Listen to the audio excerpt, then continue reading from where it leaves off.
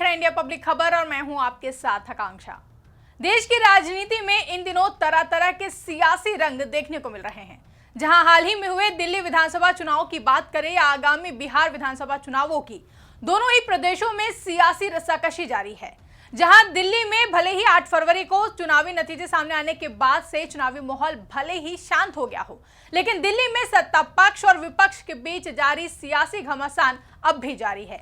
जबकि बिहार में भले ही अभी चुनाव आयोग की ओर से किसी भी तरह के आधिकारिक ऐलान नहीं हुए हों, लेकिन प्रदेश में चुनावी रण सजकर तैयार हो चुका है और सभी दल इस चुनावी रण में उतरते हुए अभी से अपनी अपनी पारी खेलने में जुटे हुए हैं। तो वहीं अपने बेबाक अंदाज और तल्ख तेवरों के लिए जानी जाने वाली पश्चिम बंगाल की मुख्यमंत्री ममता बनर्जी अगले साल होने वाले पश्चिम बंगाल विधानसभा चुनाव को लेकर अभी से एक्टिव हो गई हैं।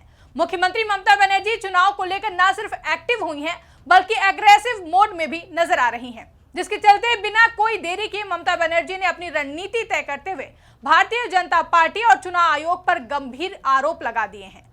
दरअसल 27 साल का सत्ता का सूखा खत्म करके दिल्ली की सरकार में वापसी करने वाली बीजेपी ने दिल्ली विधानसभा की 70 विधानसभा सीटों में से 48 सीटें जीतते हुए प्रचंड जीत हासिल की। तो वहीं आम आदमी पार्टी जो कभी प्रचंड बहुमत से सरकार में थी, वो इस बार 62 सीटों से 22 सीटों पर आ गई है। जिसके बाद चर्चा ये होने लगी कि आखिर आम आदमी पार्टी के संयोजक अरविंद केजरीवाल की हार के पीछे के कारण क्या हो सकते हैं।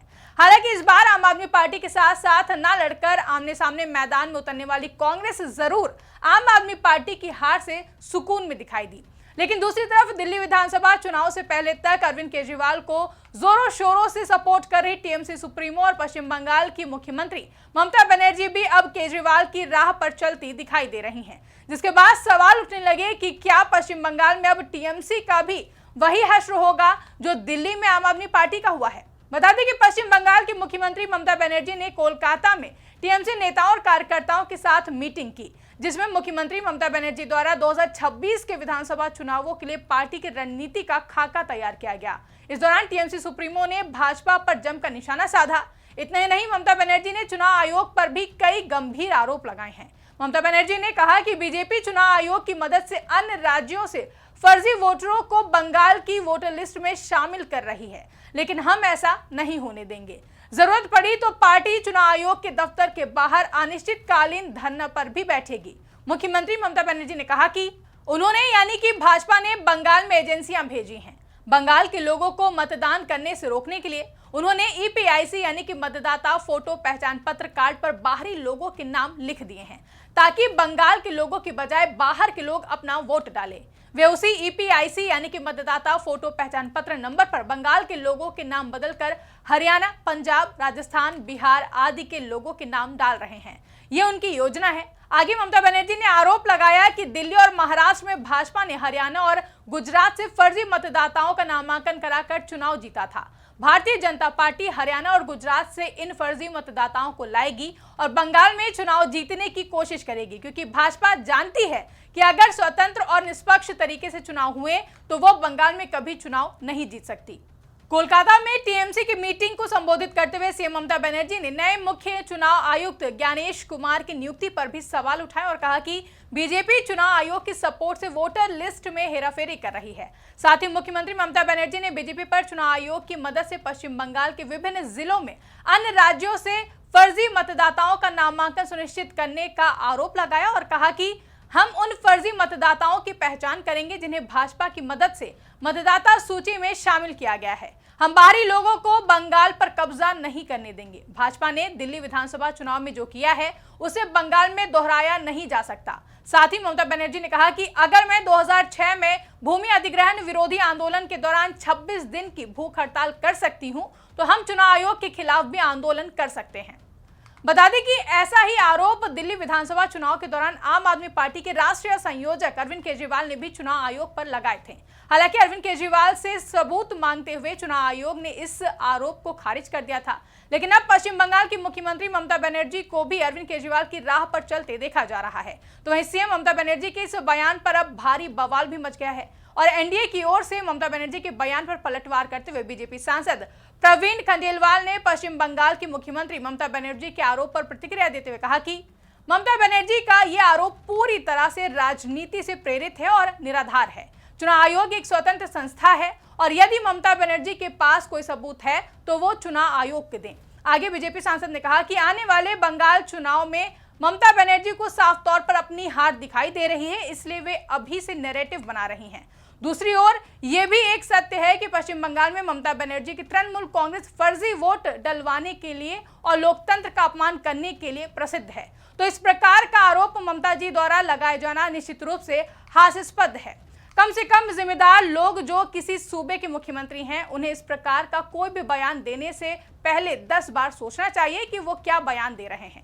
निश्चित रूप से चुनाव आयोग सक्षम है, लेकिन अगर ममता जी के पास कोई सबूत है तो वो बताएं। केवल हवा में आरोप लगाने से बात नहीं बनती। वहीं पश्चिम बंगाल की मुख्यमंत्री ममता बनर्जी के बयान पर केंद्रीय मंत्री रामदास अठावले ने कहा कि वोटर्स अगर फर्जी हैं तो उसकी जांच जरूर होनी चाहिए, लेकिन ममता बनर्जी जो आरोप लगा रही हैं उसमें कोई तथ्य नहीं है और अगर है भी तो वे यानी कि ममता बनर्जी चुनाव आयोग को ज्ञापन दे सकती हैं।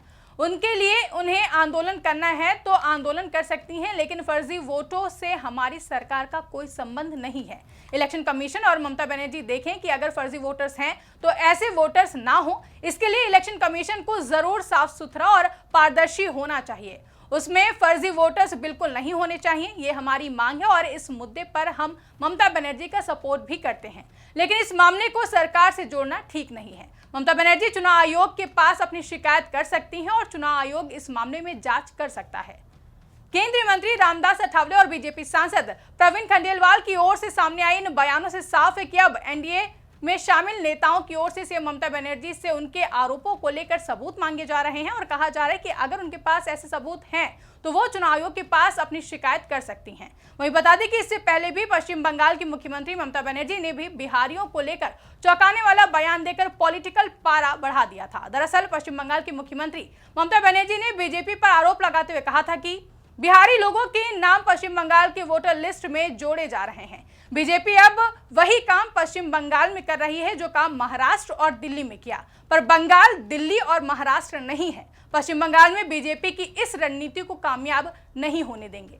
ममता बनर्जी के इस बयान पर खूब हंगामा भी देखने को मिला था, जिसके बाद अब एक बार फिर से सीएम ममता बनर्जी के नए बयान, जिसमें उन्होंने बीजेपी पर आरोप लगाते हुए कह दिया है कि भारतीय जनता पार्टी हरियाणा और गुजरात से फर्जी मतदाताओं को लाएगी और बंगाल में चुनाव जीतने की कोशिश करेगी। उससे एक बार फिर से राजनीतिक पारा हाई हो गया है और बीजेपी समेत एनडीए के सहयोगी दलों की ओर से भी सीएम ममता बनर्जी के बयान पर पलटवार किया गया है।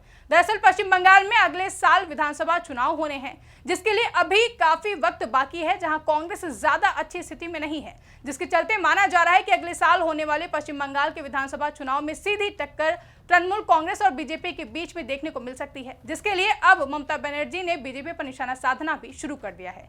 फिलहाल के लिए इस रिपोर्ट में बस इतना ही। मुख्यमंत्री ममता बनर्जी की ओर से बीजेपी पर लगाए गए इन आरोपों पर आपका क्या कहना है, कमेंट करके हमें जरूर बताएं। साथ ही ऐसी ही तमाम बड़ी खबरों के लिए हमारे YouTube चैनल को सब्सक्राइब करना ना भूलें।